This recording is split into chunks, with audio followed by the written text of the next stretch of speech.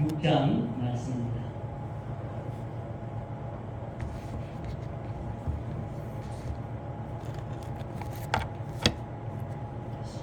이 요한계시록 말씀은 이단들이나 사이비들이 너무 많이 사용하는 것 때문에 우리 이제 기존의 교회들이 요한계시록을 다루는 것 자체를 사실 꺼리는 경우도 많고, 너무 이제 이단들이 요한계시록을 점유율 자기가 이제 자기 것이냐 너무 많이 사용하다 보니까 이제 그런 면이 없지 않아 있습니다. 자, 오늘 하나님의 말씀 요한계시록 6장 9절에서 11절 말씀까지 다 같이 읽도록 하겠습니다. 다섯째 인을 떼실 때에 내가 보니 하나님의 말씀과 그들이 가진 증거로 말미암아 죽임을 당한 영혼들이 제단 아래에 있어 큰 소리로 불러 이르되 거룩하고 참되신 대주제여 땅에 거하는 자를 심판하여 우리 피를 갚아주지 아니하시기를 어느 때까지 하시려 하나이까 하니 각각 그들에게 흰 두루마리를 주시며 이르시되 아직 잠시 동안 쉬되 그들의 동무종들과 형제들도 자기처럼 죽임을 당하여 그 수가 차기까지 하라 하시더라. 아멘. 우리 이제 성경 말씀에 요한계시록을 보면 이제 2장, 3장은 이제 7교회에 보내는 편지라고 나와 있습니다. 그리고 4장, 5장은 이제 하늘의 예배라고 해서 하늘에서 일어나고 있는 일들을 4장, 5장에서 이제 기록을 하고, 이제 6장부터는 하나님께서 심판하시는 진노가 내리시는 이제 7인 이야기가 나오고, 6장에서 16장까지는 그 다음에 7 나팔 이야기가 나오고 이제 7 대접 이야기가 나오거든요. 그래서 오늘 우리가 이제 읽은 이 6장 9절에서 11절 말씀까지는 처음 시작한 말씀처럼 5대 인에 대한 이야기예요. 그래서 이제 예수님이 요 인을 떼신다라고 하는 요 인이 왜 지금 이 인의 이야기가 나오는지 5장부터 보면 그 내용이 기록이 되어 있거든요. 하나님이 보좌에 앉으셨는데, 보좌에 앉으셔서 오른손을 딱 보좌에 딱 걸치시고 있는데, 그 오른손에 두루마리, 옛날에는 두루마리의 성경 말씀 다 기록했단 말이에요.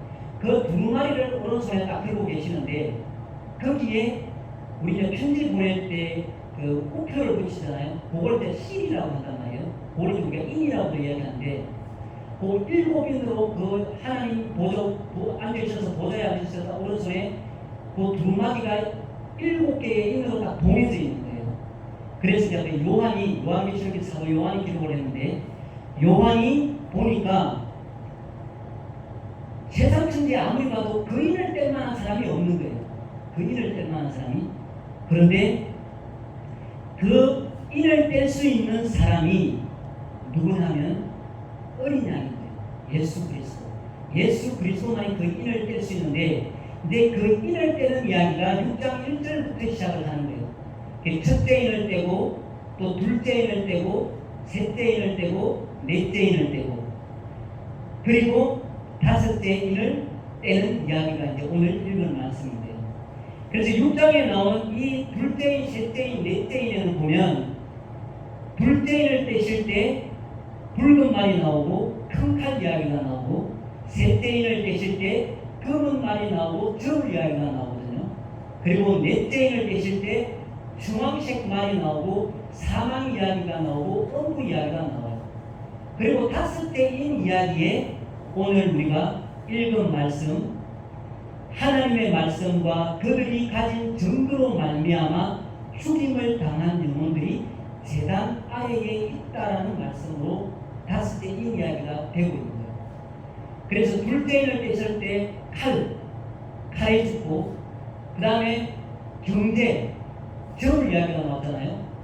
인플레이션이 너무 심하고, 그리고 예수 믿는 사람들의 재산을 다 빼앗아 간다거나 해서 너무너무 먹고 사는 문제가 극한 상황에 도달해서 그렇게 죽고, 그 다음에 넷째 인을 뗐을 때 사망인이 음부가 거주를 따르는데 4분의 1의 권세를 얻어서 금과 흉년과 사망과 땅의 짐승들로 죽이더라는 내용이 나왔어요. 그래서 다섯째 인의 이야기는 결국 첫째인, 둘째인, 셋째인, 넷째인의 그 결과로서 지금 다섯째 인이 일어난 거예요. 그래서 칼에 죽고 경제 때문에 죽고 또 그런 넷째 인을 뗐을 때 나오는 그런 흉년, 땅의 짐승들 그렇게 죽은 게 일종의 수교한다는 이야기예요. 그래서 다섯째 인을 떼실 때 하나님의 말씀과 그들이 가진 증거로 말미암아 죽임을 당한 영혼들이 제단 아래에 있대요. 왜 하필이면 그 하나님의 말씀 때문에 그리고 그들이 가진 증거 때문에 여기서 말하는 그들이 가진 증거는 뭐겠습니까? 예수님이 모든 사람의 죄를 짊어지고 대신하여 십자가에 죽으셨다는 그 증거 그리고 그 예수가 장사한 지 사흘 만에 다시 살아나셨다는 그 증거 이 증거 때문에 죽임을 당한 영혼들이 어디에 가 있어야 돼요? 사실은 상식적으로 생각하면 천국에 가 있어야죠. 그리고 오늘 그 말씀에는 다섯째 인을 떼실 때 이 영혼들이 제단 아래에 있다는 거예요. 제단 아래. 그럼 이 제단 아래에 있다는 의미가 뭔지 한번 우리가 살펴보도록 하겠습니다. 다 같이 한번 출애굽기 29장 10장으로 한번 가보도록 하겠습니다. 출애굽기 29장 10절로 한번 가보겠습니다.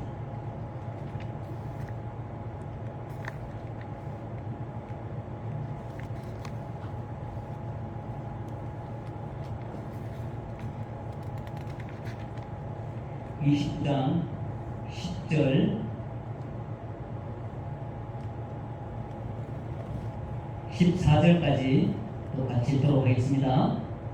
너는 수 송아지를 회막 앞으로 끌어오고 아론과 그의 아들들은 그 송아지 머리에 안수할지며 너는 회막문 여호와 앞에서 그 송아지를 잡고 그 피를 내 손가락으로 제단 뿔들에 바르고 그 피 전부를 제단 밑에 쏟을지며 내장에 덮인 모든 기름과 간 위에 있는 꺼풀과 두 콩팥과 그 위에 기름을 가져다가 제단 위에 불사르고 그 수소의 고기와 가죽과 똥을 진 밖에서 불사르라. 이는 속죄 제니라. 우리 12절 말씀해 보니까 그 피를 내 손가락으로 제단 뿔들에 바르고 그 피 전부를 어디에 쏟았다고 나와요? 제단 밑에 쏟았다고 나옵니다. 제단 밑에. 자, 이 수송아지는 속죄제 때 하나님 앞에 바치는 제물이었어요. 죄를 대신해서 수송아지에게 안수하고 그 송아지가 죄를 대신해서 하나님께 제물로 드려지는 거예요. 깨끗한 수송아지가. 그리고 다시 한 번 더 찾아보겠습니다. 레위기 4장으로 한번 가보겠습니다.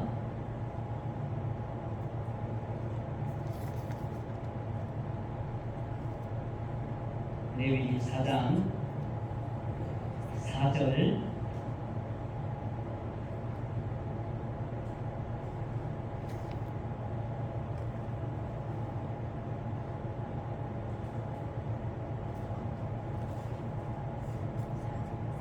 레위기 4장 4절에서 여기 7절까지만 읽도록 하겠습니다.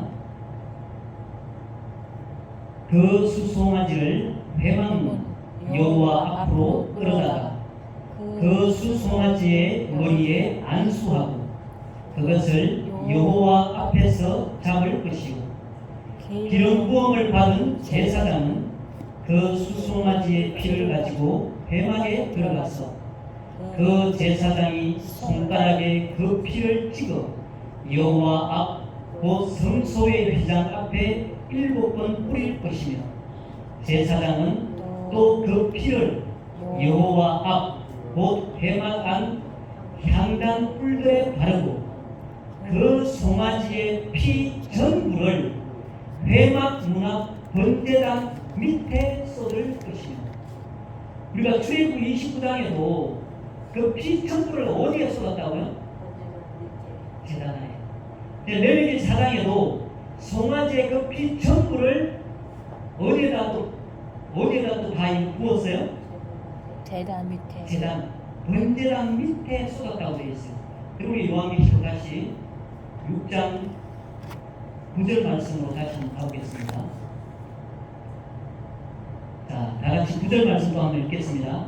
다섯째 인을 떼실 때에 내가 보니 하나님의 말씀과 그들이 가진 증거로 말미암아 죽임을 당한 영혼들이 어디에 있다고요? 제단 아래에 있다라고 분명히 말씀하고 있습니다.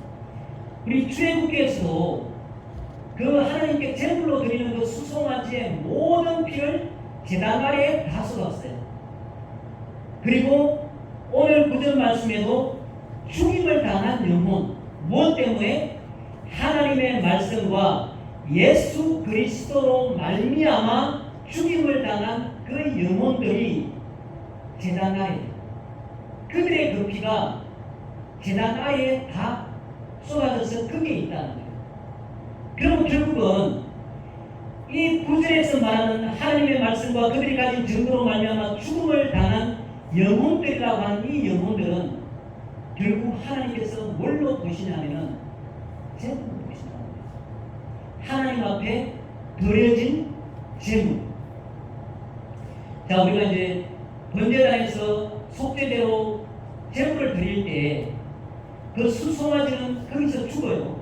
불태워져서 그게 향기가 되고, 하나님께서는 그 수송아지를 송아지로 보는 게 아니라 분명히 그 송아지를 죄로 본다고 했어요. 왜냐하면 죄 지은 사람이 내 죄를 속하기 위해서 그 제물로 그 깨끗한 수송아지를 하나님 앞에 제물로 드려서 그 피는 다 제단 아래에 쏟고 불을 태우는데, 하나님은 그 수송아지가 태워지는 것을 그냥 동물이 태워지는 게 아니라 죄인이 그 소에게 안수를 했기 때문에 그 죄인의 죄가 그 소에게 다 전가가 되어서 태워질 때 그 죄가 태워진다고 이야기했어요. 그게 제물이란 말이에요. 자, 오늘도 우리 하나님께서는 하나님의 말씀과 예수 그리스도 그 이름 때문에 죽는 자들이 그냥 헛되이 죽어가는 것이 아니라 하나님 앞에서 제물로 드려진다는 거예요. 그래서 그 피가 제단 아래에 뿌려져서 하나님께서 받으시는 그게 향기나는 제물이라는 거예요. 우리가 볼 때는 정말 너무 어이없이 죽는 죽음처럼 보이고, 믿지 않는 사람들이 봤을 때는 아니 예수 안 믿는다고 말 한마디 하면 될 걸 그걸 그렇게 그 말을 못해서 저렇게 의미 없이 죽어가냐라고 이야기할 때, 하나님은 그렇게 죽어나가는 그 죽음을 제물, 하나님께서 받으시는 제물로 인정하신다는 거예요. 그런데 거기에 그치지 않고 10절 말씀에 또 이렇게 말씀하잖아요. 이 영혼, 제단 아래에 있는 이 영혼들이 하나님께 큰 소리로 불러 이야기합니다. 거룩하고 참되신 대주제여, 땅에 거하는 자들을 심판하여 우리 피를 갚아주지 아니하시기를 어느 때까지 하시려 하나. 왜냐하면 하나님 믿는 게 잘못됐습니까? 하나님의 말씀을 따르는 게 잘못됐습니까? 예수 그리스도가 구원자요 메시아요 그리스도요, 그분이 살아계신 하나님의 아들이다, 그분이 우리 인생의 주인이라고 외치는 게 뭐가 그렇게 큰 잘못이라고 그렇게 무자비하게 피를 흘려야 되느냐. 그래서 그 피를 흘리게 만든 그 땅에 있는 자들에 대한 심판을 언제까지 하지 않고 하나님 기다리고 계심이라고 이야기하는 거예요. 그런데 11절에 하나님께서는 또 어떻게 이야기합니까?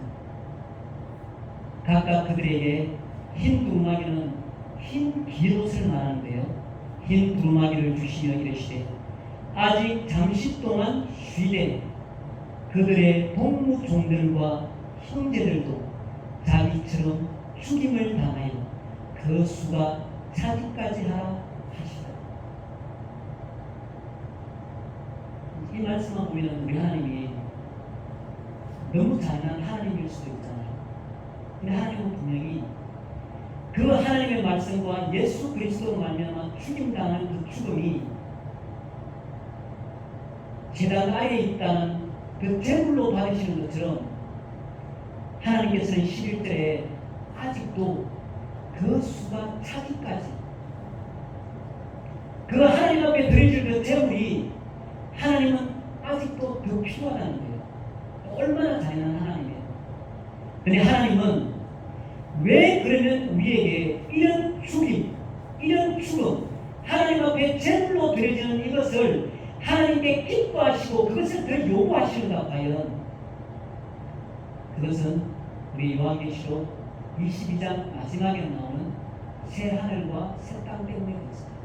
하나님의 나라, 영원한 하나님의 나라, 예수님이 앉아 계신 그 하늘 보좌에 이렇게 하나님 말씀과 예수 그리스도로 말미암아 죽음당한 이 모든 제물로 드려진 자들이 있어야 할 그것이 하나님 나라에 예수님 만드신 그 보좌에 앉게 될 자들이라는 거예요. 하나님은 그 나중에 주어질 그 멸류관, 오늘 우리 찬송에도 부른 것처럼 의의 멸류관, 새 예루살렘, 새 하늘과 새 땅에서 주어질 그 보좌와 그 멸류관 때문에 하나님은 이 일을 기뻐하신다는 거예요. 자, 그러면 이 일이 역사적으로 단 한 번도 일어난 일들이 없고 지금 살아있는 우리들에게만 요구하는 말씀이라면 우리가 힘들 수 있잖아요. 아무도 그런 사람들이 없는데 어떻게 우리가 그렇게 할 수 있냐라고 이야기할 수 있단 말이에요. 근데 이 요한계시록은 로마 시대 이스라엘이 로마 통치를 받고 있을 때 박해를 심한 박해 가운데 있는 그 시대에 이 요한계시록을 쓴 거예요. 예수님이 요한에게 다 알려주시고 보여주신 말씀이 이 계시록의 말씀이란 말이에요. 그러면 우리 이제 로마 시대는 약 한 250년 동안 박해가 있었어요. 한 해 두 해도 아니에요. 약 한 250년. 그것도 이제 좀 심각하다 할 정도의 핍박과 박해가 일어난 게 한 10황제가 있습니다. 그 10황제가 시기마다 다르고 기간마다 다르지만 예수 믿는 사람들을 계속 끊임없이 박해를 한 거예요. 그래서 이 로마 기독교 박해는 64년 네로 황제, 그 로마의 분란 대화제 사건 때부터 시작을 해서 313년 콘스탄티누스가 기독교를 공인할 때까지 313년에 약 한 250년 그 중간마다 이렇게 이제 관용 정책을 펼친 황제들도 있었어요. 그런데 이 열 황제가 한 250년간 걸쳐서 313년에 기독교를 공인할 때까지 예수 믿는 사람들을 박해한 것입니다. 그래서 그것과 상관된 말씀이 오늘 다스릴 때, 이를 떼실 때에 하나님과 하나님의 말씀과 예수 그리스도를 증언하는 사람들의 그 죽임당하는 그 이야기가 오늘 제가 이야기하고자 하는 로마 시대의 박해하고도 관련이 있는 말씀이고요. 이 특징가 우리 조금 지루할 수도 있고 다운할 수도 있지만 제가 이제 찾아본 내용이니까 제가 이제 읽어나갈 테니까 들어보시기 바라겠습니다. 자, 네로 황제가 64년도에서 68년 정도까지 박해를 줬어요. 로마 대화제 사건 때문에 방화범으로 기독교인들을 딱 지목을 해가지고 기독교인들을 냉수에 방해되게 한다거나, 그 다음에 이제 야외 파티 장소에서 기름을 부어서 횃불을 섞는다거나 그렇게 이제 박해를 했어요. 그리고 이제 요때만 해도 로마시 안에서 흡한 데서 이제 박해가 일어났어요. 기독교인들을. 근데 이제 도미티안이라는 이 황제는 이제 그 한 20년 후에 네로 황제 한 20년 후에 또 박해가 일어났어요. 90년에서 한 96년 정도의 박해가 일어났는데 이 도미티안 이 황제는 뭔 특이한 점이 있냐면은 모든 그 로마시 그리고 통치하는 모든 나라에 선포를 한 거예요. 이제 앞으로는 내가 신이다.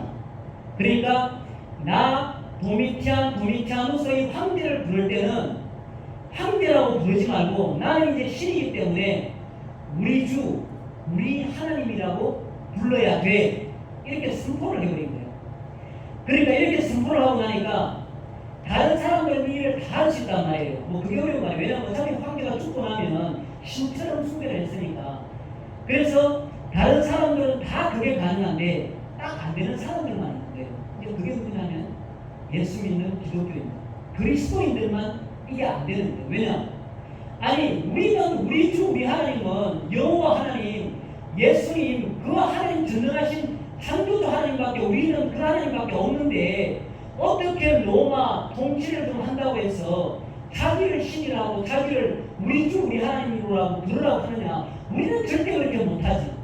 그러니까 어떻게 되겠어요? 도메티안 황제가 모든 로마 통치 안에 있는 모든 그 나라들을 다 효율적으로 다스리려면 어떤 절대 권력, 절대 권능, 통치력이 있어야 되는데 그게 신으로 자기가 인정받는 일인데 그것을 거부하는 기독교인들을 어떻게 하겠습니까? 그러다 보니까 예수 믿는 기독교인들 때문에 로마에 있는 모든 신이 이제 모였다. 그러면서 탄압을 했습니다. 그리고 오늘 요한계시록을 기록한 사도 요한을 밤모섬에 유배시키고 그리고 이때부터 기독교인들이 그 박해를 피해서 지하부터 카타콤에서 예배드리기를 시작한 시대가 바로 도메티안 박해 시대라고 해요. 그리고 이제 곧바로 이어서 이제 트라이아누스라는 또 황제가 기독교인들이 황제 숭배를 거부하니까 그 신으로 모시고 절해야 되고 하는데 그 것을 거부하니까 또 그것을 죄인으로 규정해서 또 박해를 합니다. 그리고 교회 감독들이 순교를 당하고 그러자 또 이제 관용 정책이 또 다른 황제가 나와서 또 관용 정책을 한 20년 정도 또 핍니다. 그리고 또 한 20년이 지나서 하드리아누스라는 또 황제가 AD 117년에서 한 138년 또한 20년에 가까이 걸쳐서 또 박해를 시작합니다. 황제의 신상과 여러 신상들을 세워놓고 경배를 강요하고 거부하면 죄형을 했습니다. 또 이때는 기독교인을 누군가 숨겨주고 보호해주잖아요. 이 사람들과 함께 절을 했다고요. 그리고 또 20년이 흘러서 마르쿠스 아우렐리우스라는 또 황제가 161년에서 180년 또한 20년 정도를 또 박해를 합니다. 역병이 걸린다거나 흉년이 든다거나 또 가뭄이 든다거나 그래서 로마에 나타나는 모든 자연재해가 기독교인들 때문에 흉년이 들고 가뭄이 들고 역병이 들고 한다고 기독교인들에게 그 탓을 다 돌려서 박해를 하기 시작했다는데요. 그리고 이 시대는 기독교인들의 시체를 개들에 먹여도 줬다고 해요. 우리가 이제 코로나를 우리가 경험해 와서 알지만 이제 이때도 벌써 2000년 전 이야기인데 역병이 돌았으면 전염병이 사람들이 막 죽어나가니까 기독교인들 때문에 이 역병이 돌았다. 황제 숭배를 안 하니까 로마 신들이 진노했어. 그러니까 그 기독교인들을 다 죽여야 돼. 우리가 이제 이번에 코로나 때도 경험을 한번 했잖아요. 죽이는 일은 아니지만 교회 문을 닫을 정도로 그런 것들이 그 정책적으로 입법화되면 얼마든지 가능하다는 걸 우리가 코로나를 통해서 경험했고 이미 그런 일들이 이 로마 시대 AD 161년에도 이런 일이 있었다는 거예요. 그리고 또한 20년이 흘러서 그동안 또 관용 정책이 있고 septimius severus라는 또 황제가 202년에서 211년 동안 대략 한 10년 동안 또 박해를 합니다. 이때는 태양신에게 예배하도록 강요를 했다는 거예요. 그리고 기독교인들이 그러니까 다른 종교를 믿는 사람이 기독교로 개종하는 것 자체를 아예 금지를 시켜버려야 돼요. 또 기독교로 개종하면 사형에 처하면 법령을 공부를 해서 개종을 하면 사형을 시켰다는 거예요. 자, 지금 우리가 이제 한 6번째 황제까지 봤는데 무슨 이야기예요? 저형. 오늘 구절 말씀에 나와 있는 하나님의 말씀과 그들이 가진 정도 때문에 죽임을 당한 그 영혼들입니다. 그리고 이제 막시미누스라는 또 황제가 235년에서 236년 한 1년간 또 박해를 했는데 이제 그 이 황제 전에 암살당한 황제가 있었단 말이에요. 근데 이 황제를 기독교인들이 지지를 해줬다. 그래서 기독교 성직자들을 또 처형했다는 거예요. 그리고 신년이라는 시골에 돌려서 데큐스라는 황제가 또 249년에서 한 251년 정도 한 1년 정도를 또 박해를 했는데 10년까지 내려서 로마 제국 전역에 걸쳐서 박해를 확산했다는 거예요. 로마 시민은 로마의 신들에게 제사하라.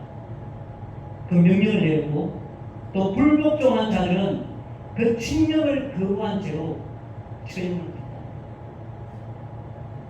그리고 기독교를 박멸하기 위해서 기독교인들이 예수를 믿지 않고 배교할 수 있도록 끝까지 배교를 하고 그리고 이 시기에 짧은 시간이지만 순교자와 배교자가 가장 많이 발생한 시기라고 해요. 그리고 또 이제 8년 정도가 또 지났습니다. 그래서 발레리아누스라는 황제가 또 259년에서 201년 정도 되는데 또 박해를 했다고 해요. 지금 제가 이제 말씀드린 황제들은 좀 심한 박해에 속하는 황제들만 있는데 다른 황제들은 박해를 안 했다는 게 아니거든요. 근데 이제 관용 정책도 많이 펴고 좀 그렇게 했다는 거예요. 그래서 이 발레리아누스 황제는 기독교인들이 모여서 집회하고 예배 드리는 것을 금지, 그리고 기독교인들이 소유하고 있는 토지, 재산 다 몰수, 그리고 성직자들을 처형하고 구비했다는 거예요. 어떻게 되겠습니까? 토지 재산을 싹 다 몰수를 해버리면 뭐 먹고 살라고? 그래서 히브리서 11장에 보면 그 말씀이 나오거든요. 유의한다. 토굴, 동굴, 산으로 도망다닐 수밖에 없잖아요. 재산 다 뺏겼지. 땅 가지고 있는 건 다 뺏겼지. 뭘 먹고 살아요? 잡으러 다니지. 그러니까 도망다니면서 유의할 수밖에 없는 거예요. 이 카타콤으로 숨어서 살고 산으로 도망가면 숨어서 살고. 그리고 이제 40년의 세월이 흘러서 디오클레티아누스라는 황제가 한 10년 동안 박해를 했는데 40년 전에도 재산을 다 볼 수 있는데 이 디오클레티아누스 황제도 이제 아예 토지 재산뿐만 아니라 기독교인의 모든 권리를 아예 싹 박탈해버렸다. 우리 국민으로 살고 있는데 모든 권리를 다 박탈했다는 건 뭐예요? 아무것도 못하는 거예요. 그러면서 황제의 동상에 절하라. 그러면 다 된다. 그러면서 황제의 동상에 절하지 않으면 가지고 있는 모든 권리를 다 박탈시켜버렸다는 거예요. 그리고 기독교를 대적하는 그런 칙령까지 선포하고 또 기독교 병사들은 신앙을 거부하도록 강요하고 불복종하면 처형시키고 그 다음에 교회 건물을 다 파괴하고 성경을 다 불태워 소각해버리고 예배를 금지하고 기독교인들을 공직에서 추방했다는 거예요. 신기하잖아요. 아니 지금 하루 이틀도 아니고 250년 그 긴 시간 동안을 그렇게 죽이고 박해했으면 아니 이때쯤 되면 예수 믿는 사람이 없어야 되잖아요. 다 죽어서. 근데 311년까지 이렇게 극심한 박해가 이루어졌는데 313년에 밀라노 칙령으로 기독교가 공인이 됩니다. 너무 신기하잖아요. 아니 예수 믿는 사람이 다 어디 갔어? 어디 있었어? 그런데 발레리아누스와 디오클레티아누스 황제 사이 한 40년이라는 기간 동안 광용 정책이 있었는데 어쨌든 요 박해당하는 이 시점에서 이제 어떤 일이 있으면 이런 일이 있었다고 해요. 로마에 있는 그런 고위 관료들이나 어떤 공직자들의 귀족들이 자기 아들을 장가를 보내야 하는데 이 시대가 얼마나 험난한 시대였는지 무상숭배하는 험난한 시대다 보니까 이 로마에 처녀가 없었다는 거예요.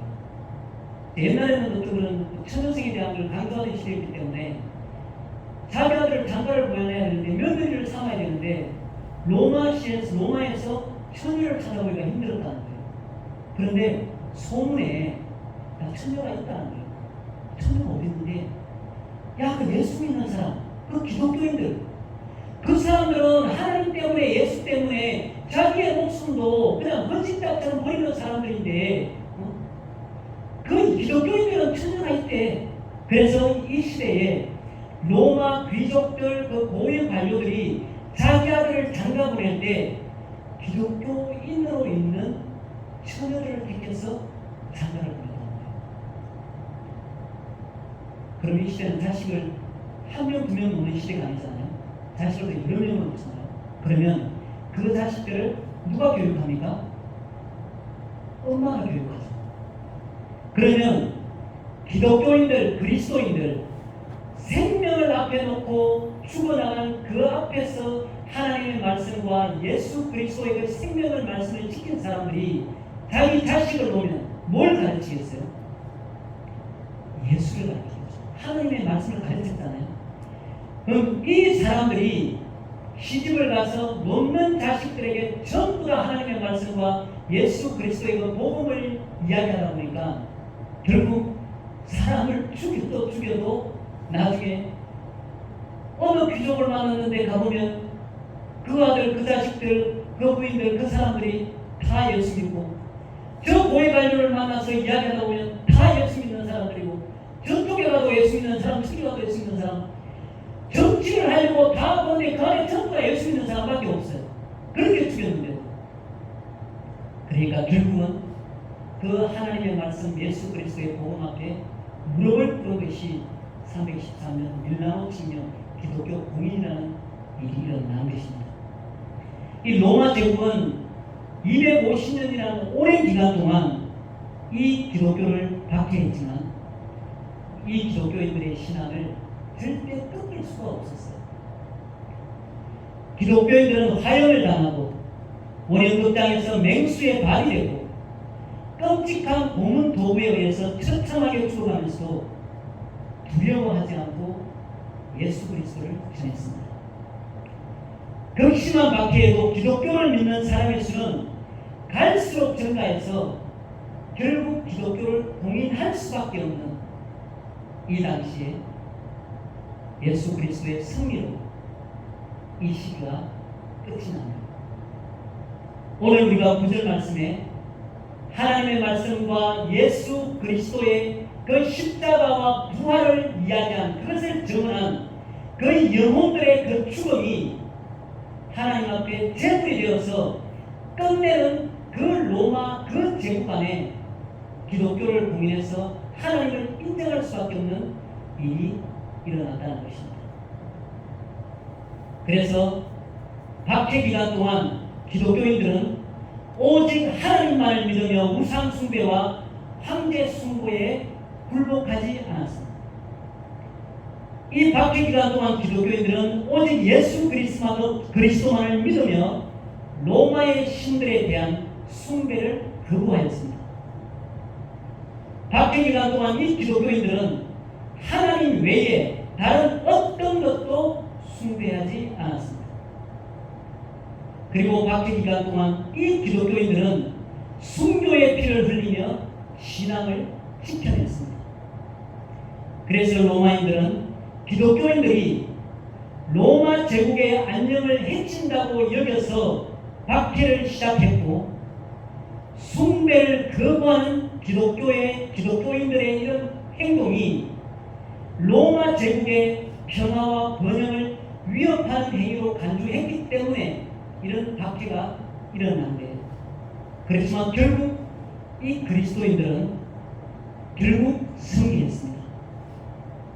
그리고 오늘 말씀의 제목이 일사각오란 말씀의 제목인데 이 말씀은 한 번 죽는 것을 각오한다 그 말씀도 되고 죽음을 각오하고 나서라 이 말씀도 되는 거예요.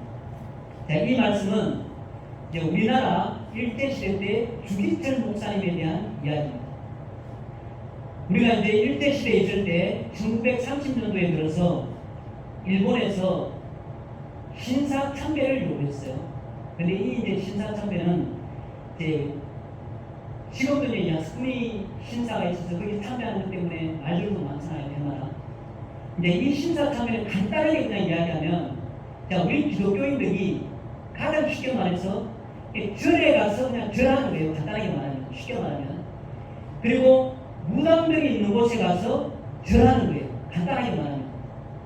이제 그게 이제 신사참배라고 생각하면 돼요. 그런데 이 신사참배 때 과연 이 로마 시대 때 봤던 이 기독교인들 생명을 걸고 이 하나님의 제물로 드려지면서까지 그렇게 죽임당한 이 일들이 그럼 과연 이 신사참배 일제 시대에도 우리 믿음의 선배들 가운데 서 있습니다. 그 대표되는 인물이 주기철 목사입니다. 그런데 이 신사참배는 우리 기독교에 있는 장로교회, 그 다음에 뭐 안식일교, 그 다음에 뭐 성서침례교회, 뭐 많잖아요. 우리 교파들이 이 신사참배에 다 굴복했습니다. 심지어 장로교회 같은 경우에는 그 신사참배를 그 총회에서 할 것인지 말 것인지를 회의를 해요. 이제 목사님들이 다 따내는 거예요. 총회 이제 회의를 해야 되니까. 근데 주기철 목사님은 어떤 목사님인지 알기 때문에 이미 그 시점에 감옥에 넣어놓은 상태예요. 일본에서. 그래서 회의를 합니다. 회의를 하는데 어떻게 회의를 하냐면 일본 순사들이 칼을 차고 앞에 쫙 앉아있어요. 그 다음에 이제 목사님들이 있으면 좌우측으로 이제 일본 순사들이 쫙 뒷면에 서 있습니다. 이제. 그리고 회의를 하는 거예요. 신사참배를 할 건지 말 건지. 근데 만약에 누군가 나는 신사참배를 거부합니다 하면은 바로 거기서 딱 잡혀서 끌려나가는 거예요. 그렇게 이제 신사할 것이 총회를 하는데 장로교회도 결국은 그 총회에서 우리 장로교 총회는 신사참배할 것을 결의합니다고 땅땅땅 들여버렸습니다. 이거 굴복했습니다. 다 우리 교회 대한민국에 있는 그때 있는 기독교에 있는 그런 교파들이 다 굴복했어요. 그런데 딱 한 군데 신대교회만 끝까지 신사참배 결의안을 통과시키지 않고 밀고 나간 겁니다. 근데 이제 주기철 목사님은 원래는 이름이 주기복이었대요. 근데 세례를 받으면서 이름을 주기철로 바꿨대요. 근데 이 기철이라는 의미가 기독교를, 그리스도교를 철저히 믿는다라는 의미의 기철이에요. 그래서 주기철로 이름을 바꿨다고 해요. 그리스도를 철저히 믿겠다라는 그런 의미라고 해요. 그래서 1936년에 그 평양 산정교회의 담임 목사님으로 부임을 했는데 이제 이때부터 신사참배가 이제 본격적으로 강요되는 시점이라서 이 주기철 목사님이 계속해서 신사참배를 거부하니까 감옥에 가둬놨다가 그 다음에 또 회유 좀 했다가 또 안 되니까 풀어줬다가 또 교회 가서 설교를 하는데 신사참배를 거부하는 설교를 하니까 또 잡아 들어갔다가 또 꺼내줬다가 이걸 계속 반복하는 거예요. 그러면서 결국은 1944년 46세 나이로 감옥에서 순교를 했거든요. 그런데 이제 순교 당하기 전에 이제 그 주기철 목사님 있고 교회 성도들이 다 있는 데서 그 목사님 앞에 못이 박힌 모판 그걸 이렇게 깔아놓습니다. 깔아놓고 일본 헌병이 이야기를 하는데요. 자, 오늘 성도 여러분들이 신사참배를 하겠다고 말하면 주기철 목사가 더 이상 고문을 받지 않도록 해주겠습니다.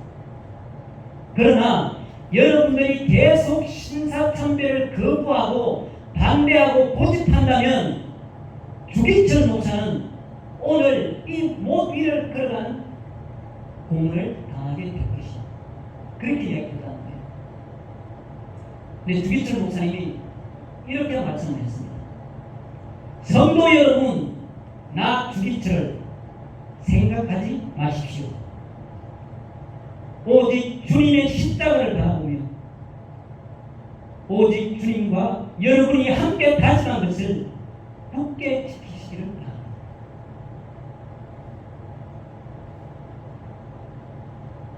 그리고 못한 일을 걸어갑니다. 근데 주기철 목사님만 대단한 뿐만 아니라 주기철 목사님 감옥에 있는데 그 부인도 대단한 분이었다고 해요.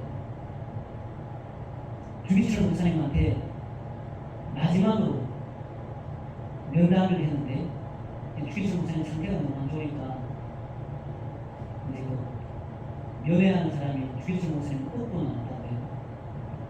그 이제 면회를 하는데 주기철 목사님 이렇게 이야기했다. 성리하시기 바랍니다. 그러면서 살아서는 나올 생각 하지 마십시오. 그렇게 합니다. 그리고 주기철 목사님이 면회를 마치고 편서 들어가면서 마지막으로 아내한테 한 말이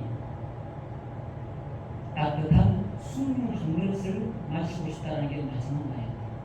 그리고 1944년 46세로 돌아가셨대요.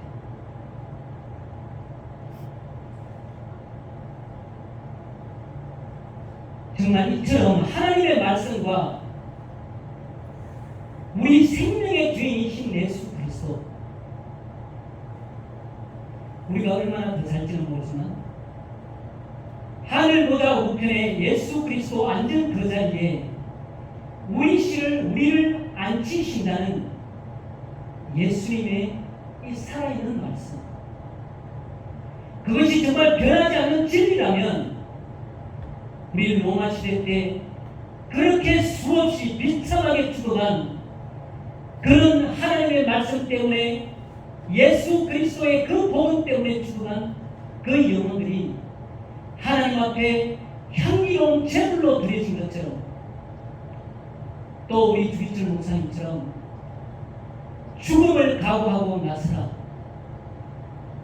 복음을 위해서 생명을 아끼지 않는 것처럼, 우리도 말세를 사는 이 시대에 우리도 하나님 앞에, 예수 그리스도의 복음 앞에 생명까지도 아끼지 않는 정말 하나님의 영원한 나라, 하나님의 그 찬란한 보좌, 그 멸류관, 의의 멸류관을 바라고 소망하면서 우리가 세상 가운데 힘들고 어렵고 고난과 고통과 그런 핍박과 환난이 있을지라도 끝까지 견디며 승리하는 하나님의 사람들이 다 될 수 있기를 예수님의 이름으로 축복합니다.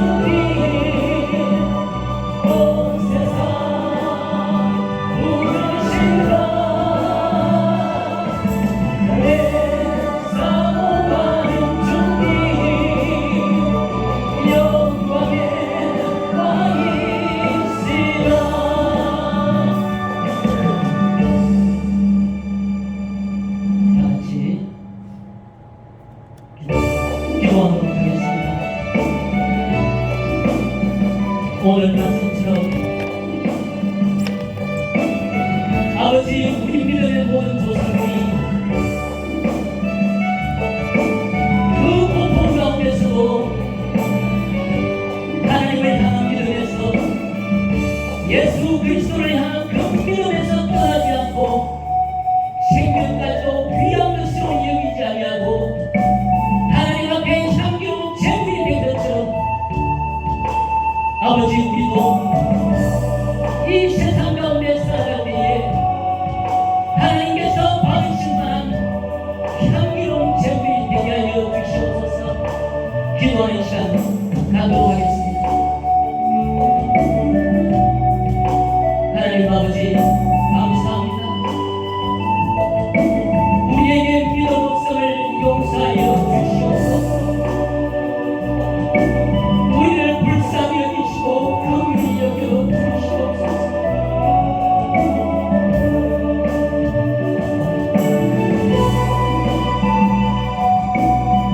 생명까지도 아끼지 않고 우리 주 예수 그리스도의 복음을 위하여 하나님 앞에 제물로 드려진 그 믿음의 성전을처럼 아버지 우리의 삶으로 하나님 앞에 향기로운 제물이 되게 하여 주시옵소서. 우리의 욕심을 십자가에 못 박고 우리의 자존심을 십자가에 못 박고 우리의 교만을 십자가에 못 박고 우리의 욕심을 십자가에 못 박고 우리에게 있는 두려움을 십자가에 못 박고 오직 우리에게 생명의 주이신 예수 그리스도를 향해 달려가는 믿음의 사람들이 되게 하여 주시옵소서.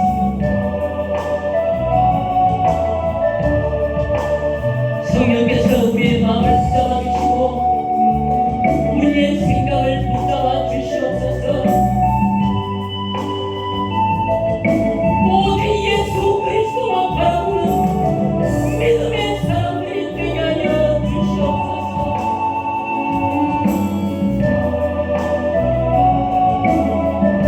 믿음으로 우리 믿음의 성도들이 믿음으로 모든 핍박과 환난을 견디었사오니 아버지 우리도 우리 앞에 가는 모든 환난과 고난을 믿음으로 인내하며 이겨낼 수 있도록 우리의 마음과 생각을 붙잡아 주시옵소서. 예수를 위해 사는 인생이 되게 하여 주시옵소서. 하늘의 약속과 예수 그리스도의 그 십자가와 예수님의 그 할례와 예수 그리스도의 그 부활 때문에 우리가 이 삶을 살아내는 인생이 되게 하여 주시옵소서.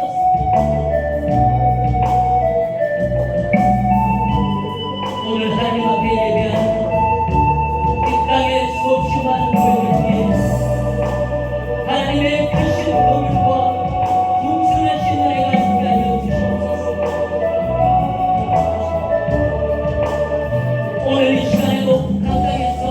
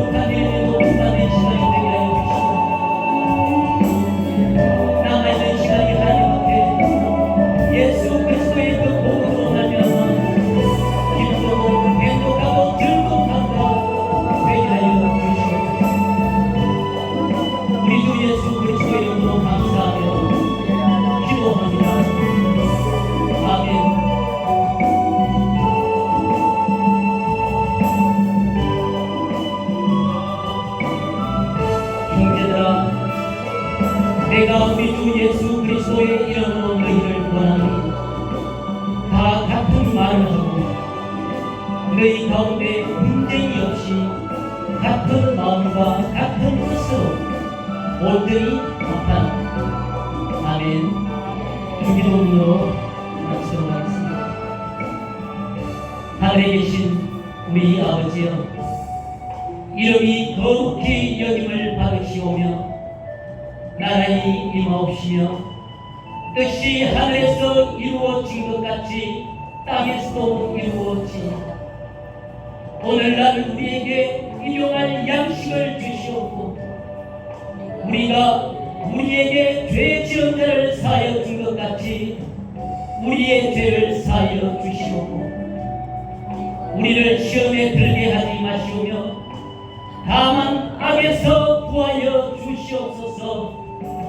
대개 나라와 권세와 영광이 아버지께 영원히 있사옵나이다. 아멘. 아멘. 우리 하나님께 영광의 목소리를 드립니다.